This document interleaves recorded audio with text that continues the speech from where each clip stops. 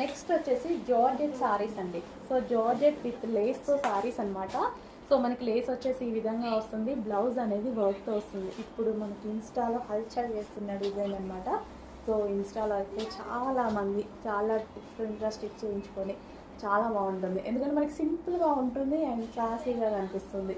So georgette sari with lace and ఇందులో colours కూడా అవైలబుల్గా ఉన్నాయి. నెక్స్ట్ కలర్ చూద్దాము. నెక్స్ట్ కలర్ వచ్చేసి వైన్ అండి.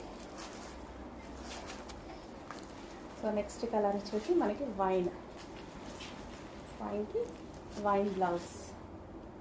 సో ఈ విధంగా చాలా మంచి సారీస్ అన్నమాట. Wine with wine blouse.